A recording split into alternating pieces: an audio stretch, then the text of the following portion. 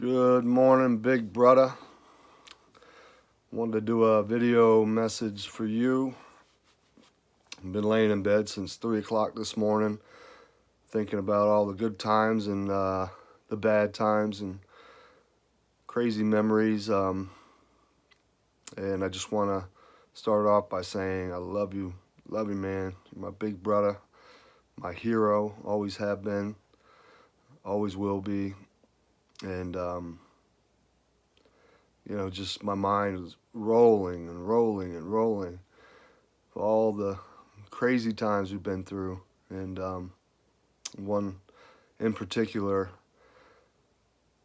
when I was younger, probably 5 or 6 years old, I remember going, you took me fishing. I was always a tag along because my mom and, Pops would send me with you, and you're just trying to escape the house and all the, the horrible, yeah, you know what I'm talking about. But it was a good one you pulled on me because I wanted to go fishing. I didn't have a fishing pole, and you had your fishing gear that you worked for. And I think you gave me a broken palm frond branch, and you tied some masonry line on it and a hook. And I didn't have no bait or nothing, but it worked because I remember sitting at the edge of the lake in Foxborough before all the houses were built up, dipping that hook in the water, trying to catch something while you were off with all your jigs and everything else. Smart move. But I was thinking about the time you came up to Tennessee when I was living up there. I think I was about 12, 13 at the time. And you had brought all your guns up there, and my mom knew somebody that their mother had some land, and we were in that valley in Tennessee on her property. And you busted out the Mini 14, the 380s, 9 millimeters, 40 cal. That was the first time I ever shot a handgun or a rifle. It was a Mini 14. Boy, was that fun. Shooting with Uncle Dan says, let freedom ring. Well, when we were in that valley, that poor little old lady we had scared to death, we found out afterwards because she thought we were going to be down there shooting maybe a 22. We were down there a couple hours. We must have shot off $1,000 worth of rounds. But boy, as soon as I shot that first handgun, that little pearl handle 380, I was addicted. And shooting that Mini 14, watching that flame come out of the barrel a foot, and I'm watching you chase that can all the way up the mountain. Bah, bah, bah, bah, bah. So many good memories. And crazy memories on the job site. At that time, that prick of a driver wouldn't let me use his water to wash the tools and kept pulling forward. When you pay for concrete, we owned that truck for 3 hours. We owned no water on the truck as long as they got enough to wash out, and he had near probably 70 gallons. He was just a prick. He kept pulling that truck forward as I was trying to wash the tools, jerking the hose out of my hand. What'd you do? Come flying out of that slab, jumped up on that truck like a monkey or something, and whipped out that pocket knife and sliced that hose in half all the way at the top of the base. He said, now ain't nobody getting any effing water. Then that coward went back to the plant and said that you threatened him with a knife, which was a complete lie. And what happened? The bigwigs came out, brought us fried chicken and 2 or 3 gallons of sweet tea. That was funny. Good times. Time we were fishing out at Ponce Inlet along the rocks, and I thought I caught the biggest fish I ever caught in my life. By the time we got it up to the boat, it was a decent-sized octopus, and it was all stuck to my arm and sticking to the boat. We had to peel it off, and nobody ever believed that. Nobody believes me or believes that story to this day. And then the Keys, you caught that squid when you're scuba diving, brought it on the side of the boat, and it shot ink all across the boat. There's so many memories, brother. So many memories. I've always been so proud of you, and looked up to you and still do. You're my hero. third-degree black belt in Taekwondo. I used to love watching you train, watching you teach classes, and then watching you surf out there thrashing those waves, ripping them apart. I hope when you get down to Florida that you get you a longboard, get past the breakers, just kick back, relax, take it all in, and just get as close to God as you can. And just know, there's a lot of people on here still continuing to pray for you. I'm praying for you all the time. If I could take that cancer from you, brother, I would, like that, in a heartbeat. Right this second. Take it.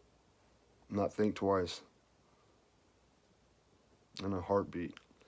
And you're going to beat this, because I'll be damned if you're going to leave me stuck on this earth with crazy pops all alone. You're not getting off that easy. No way. No. Ain't happening. Stuck like Chuck, Big Broda. But all in all, I just want to thank you for always having my back, giving me stern warnings. You were more of a father than Pops was to me.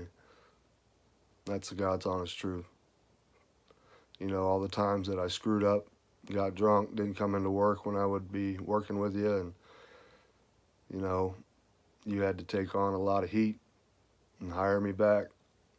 And, sometimes you put me in timeout a couple months, but, when I was in desperate need of work and you were always there, then I was this close to being on the street.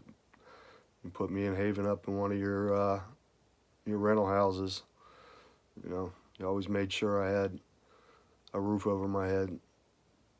And I never thought the day would come that you and I would have something in common, like both losing our moms to suicide. And I always wondered why, I always saw why you held that resentment towards me for years. But you never showed, but in the back of your mind. And if you do the math, it's so sickening that your mom took her life on March 27th, 1978, and I was born March 25th, 1979. Goes to show you where Pop's moral compass was. You're 9 years old, and he moved some young woman in with, 2 kids, and next thing you know, they're getting married. You didn't even have time to grieve. So, and now we both grieve together, and we have something in common that way. But always had my back, always protected me, even as a child. Even though you couldn't stand me, I was a pain in the butt. I remember the keys, that incident I'm talking about when I walked into the old man's camper and I had dirt on my feet. Well, some Key West sand on my feet. And the old man reared back, slapped me across. Boy, you were on top of him like a lion, and I didn't know that Mom actually sent you there just to keep me safe. So there's so many stories, but just want to know, let you know that you're gonna beat this. You're gonna fight, fight the good fight. The power of prayer is real. Got to get down to Florida, get your mind right. I know your girls are leaving to college, and don't be worried. You're gonna see them again. You're gonna next time you see them, you're gonna be 10 times healthier. You're through with the radiation. Your eyesight's a little screwed up. I know financially you're struggling. You're tapped out. Something's gonna happen. Get down there and land some solid work, because God, you taught me to be one hell of a concrete finisher and decorative concrete. Some of the best times I ever had was working with you, doing the condo restoration. That was a blast. Love doing that. Hanging off of, 19-story buildings off the side with jackhammers, and just so many memories running through my head. All these good things. And driving up and down the beach, I remember the time when you got that huge stereo system in your Toyota, and I must have been 8 or 9 years old, and you pulled a fast one on me and loaded up the Thunder Rolls by Garth Brooks. Had that amp. As soon as that thunder came, I about jumped out of my seat, and my heart about jumped out of my shirt. It was so loud. And that was back in the day. and I still haven't heard a system that loud. But always looked up to you, will always look up to you, and will continue to look up to you from many, many years on this earth. You gotta stick around for the big show, you know, the big battle, spiritual battle. But I just want to tell you how much I love you, and that word we never shared really. Maybe when I was real little, but you know, in the Welsh household, that wasn't used. But you and I, we didn't choose Pop's path. You know, we didn't choose to be women beaters or child beaters. You know, we chose our own path. I chose a path, the the path of an alcoholic, and you chose the path of a excellent father, a provider, and now you need to realize that you have to let people help you. And I know that's a hard thing for you to do because you've always been the provider. But sometimes God throws things in our path that we will overcome, you know. And strongest man I know by far, and proud. I'm extremely proud to call myself your brother. You know, police officer, third degree black belt, taekwondo. Well, ex-police officer till, you know, you arrest the mayor of Daytona Beach on a DUI. You pretty much got blackballed after that one. The politics involved. But you sure showed his butt. You know, your moral compass kicked in and showed him that he wasn't above. He was just a normal man that was in office, that was driving drunk and putting people in danger. But this glioblastoma bullcrap, gonna smash it. Fight the good fight, brother. The power of prayer is real, and there's a lot of people on here that support you. And you're not gonna like the thumbnail, but guess what? Suck it up, Buttercup, because who's in that thumbnail is my hero, and I can put whoever I want on there, so I don't expect no phone call telling me to take it down. Suck it up, Buttercup. That's my hero. And he's going to be around for a long time. Like I said, he ain't leaving me on this earth alone. Crazy old Pops. Not happening. Love you more than life itself, man. You protected me. You saved my ass from so many... There's so many things that I could say, but you know, that one situation, you know what I'm talking about, and you came in, you were a police officer at the time, you came into my apartment, and I thought, wow, you coming to visit. So I went in my room, and you had my room tore apart. And you turned around and looked at me, and you said, where is it? You know what I'm talking about. No, it wasn't drugs or nothing like that, people. But you really saved me on that one. You really did. And you knew the dangers, but you know, you always protected me. So that's my turn to try to help you out the best I can. I wish I could be going down to Florida with you, but you know, once the season's over, the potatoes, I'm not driving today because the weather, they said. But I said I've been laying in bed since 3 in the morning thinking about you and all the good times. Some of the bad, but you know, that's what makes us who we are. And you've helped me grow into a man by giving me those lectures. You're more of a father figure than Pops ever would have been. I love you, Big Broda.